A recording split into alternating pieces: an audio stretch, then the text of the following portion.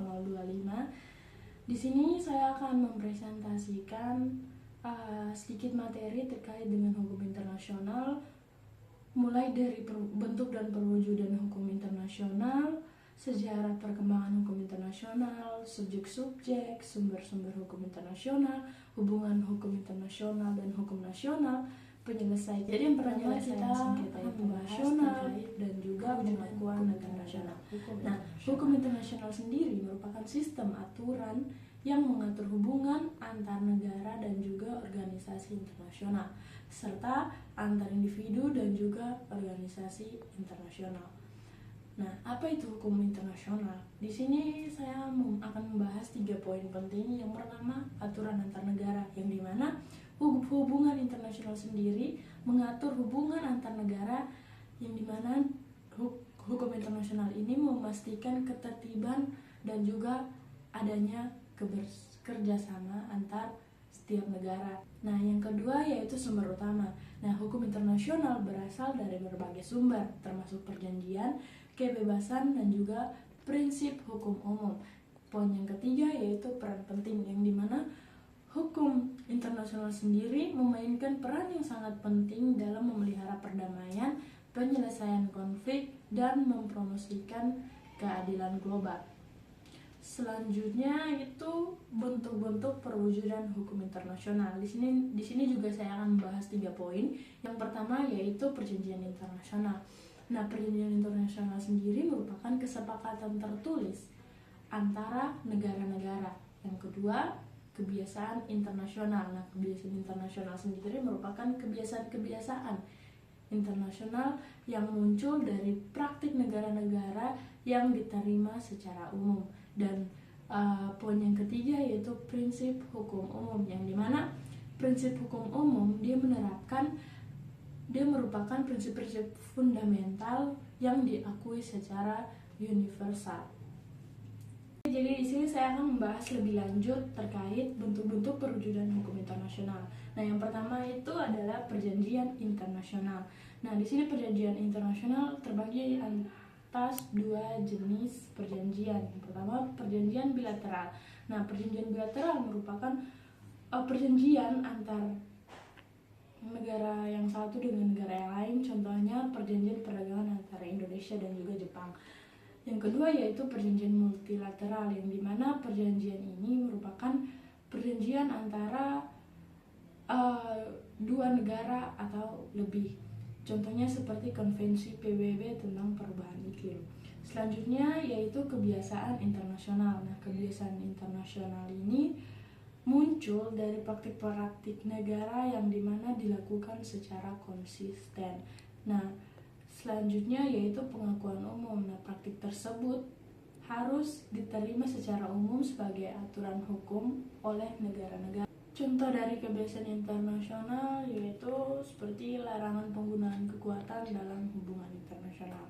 Saya akan membahas materi selanjutnya yaitu terkait dengan sejarah perkembangan hukum internasional. Nah, di sini ada konsep awal hukum internasional. Yang pertama itu mulai dari hukum alam, yang dimana filosofi Yunani dan Romawi kuno membentuk dasar hukum internasional dengan penekanan pada hukum alam dan keadilan universal. Yang kedua, hukum internasional klasik, yang dimana masa ini ditandai oleh pengembangan hukum kebiasaan internasional yang didasarkan pada praktik negara dan juga kesepakatan bersama. Yang ketiga yaitu sistem kota negara, yang dimana di zaman kuno hubungan antara kota-kota negara di Yunani dan juga Romawi diatur oleh hukum internasional. Dan yang terakhir yaitu kekaisaran Romawi, yang dimana hukum Romawi berperan penting dalam perkembangan hukum internasional dengan pengaruhnya pada sistem hukum di berbagai negara. Mulai dari situlah hukum internasional masuk ke dalam Indonesia. Selanjutnya di sini saya akan membahas materi terkait subjek-subjek hukum internasional. Yang pertama yaitu adalah negara, yang dimana negara adalah subjek hukum internasional utama yang memiliki kedaulatan penuh atas wilayahnya, penduduknya, dan urusan internalnya. Hak dan kewajiban dari negara tersebut yaitu negara memiliki hak dan kewajiban berdasarkan hukum internasional, yang dimana termasuk hak untuk melakukan perjanjian internasional, mendeklarasikan perang dan memiliki sistem hukumnya sendiri. Yang kedua yaitu organisasi internasional, yang dimana contohnya seperti Perserikatan Bangsa-Bangsa, organisasi non-pemerintah, organisasi regional, organisasi profesional. Nah, organisasi ini adalah organisasi yang memiliki subjek hukum internasional, yang dimana memiliki hak dan kewajiban seperti membuat keputusan perjanjian nasional serta mengirimkan pasukan penjaga perdamaian. Nah, penjelasan tersebut saya menjelaskan dari sudut pandang PBB. Yaitu individu sebagai subjek hukum internasional.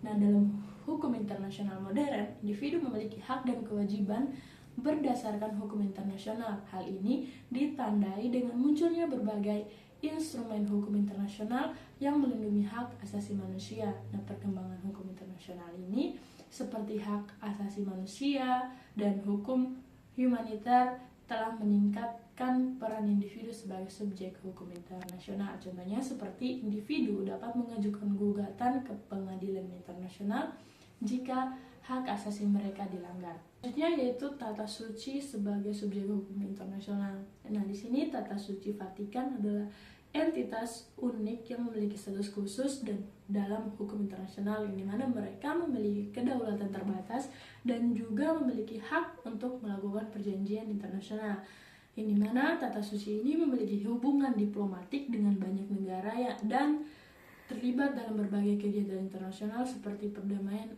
dan bantuan kemanusiaan. Nah, kedaulatan tata suci ini terbatas pada wilayah Vatikan dan kegiatannya berkaitan dengan urusan keagamaan. Selanjutnya yaitu PMI atau biasa disebut dengan Palang Merah Internasional, yang dimana Palang Merah Internasional itu merupakan organisasi kemanusiaan internasional yang memiliki subjek hukum internasional.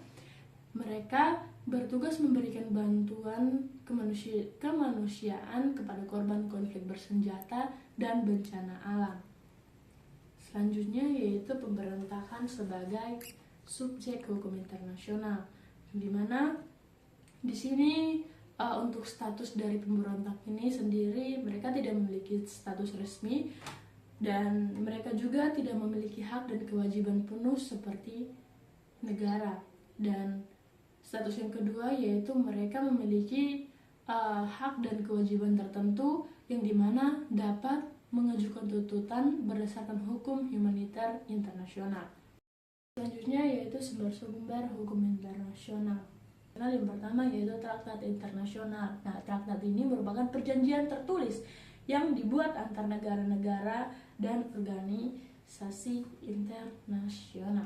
Yang kedua yaitu bersifat mengikat, yang dimana traktat menciptakan kewajiban hukum bagi negara-negara yang menjadi pihak dalam traktat tersebut. Contohnya seperti Konvensi Jenewa, Piagam Perserikatan Bangsa-Bangsa, dan Perjanjian Paris tentang Pembubaran Iklim.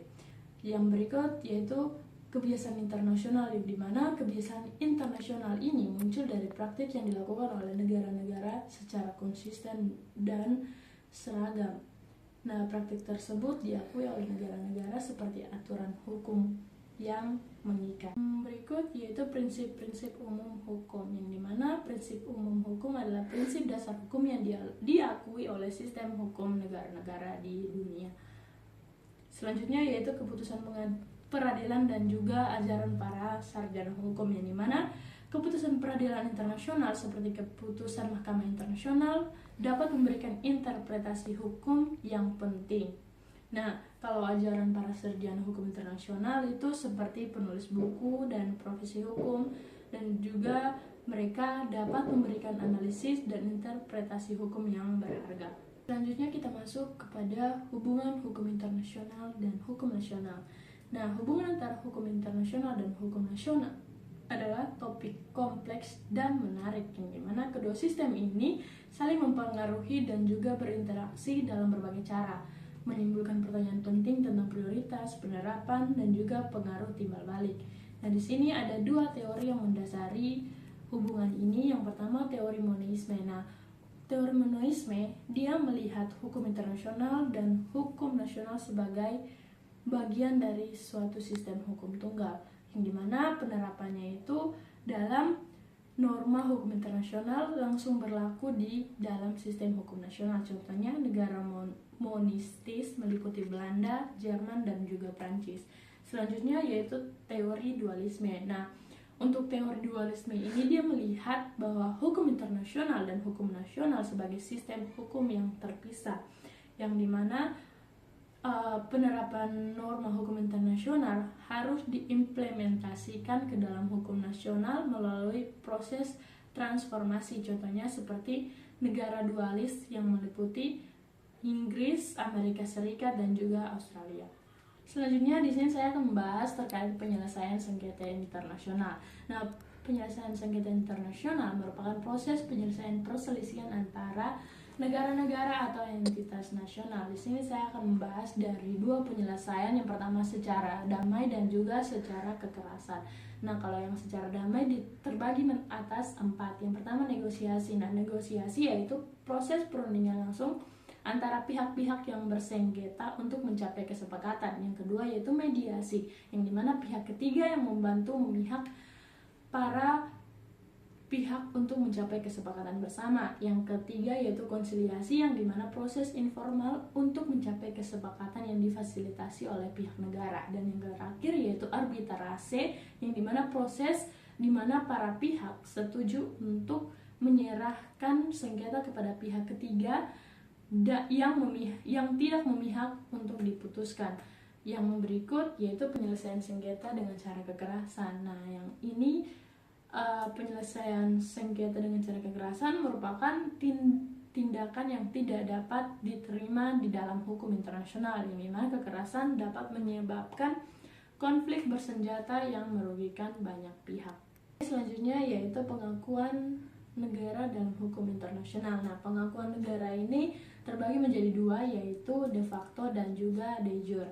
Nah, pengakuan de facto adalah pengakuan sementara yang diberikan oleh suatu negara terhadap suatu entitas baru sebagai negara meskipun belum memenuhi semua kriteria formal untuk pengakuan de jure, yang dimana biasanya pengakuan de facto ini diberikan dalam situasi konflik atau perubahan politik yang signifikan sebagai bentuk pengakuannya atas kenyataan di lapangan tanpa mengikat secara penuh terhadap kewajiban internasional. Nah, di sini ada tujuan-tujuan dari pengakuan de facto, teman-teman bisa lihat sendiri di slide yang berikut. Di sini saya akan menjelaskan terkait pengakuan de jure. Nah, pengakuan de jure adalah pengakuan formal yang diberikan oleh suatu negara terhadap suatu entitas baru sebagai negara berdaulat, yang dimana pengakuan de jure ini didasarkan pada keyakinan bahwa entitas tersebut telah memenuhi semua kriteria formal untuk diakui sebagai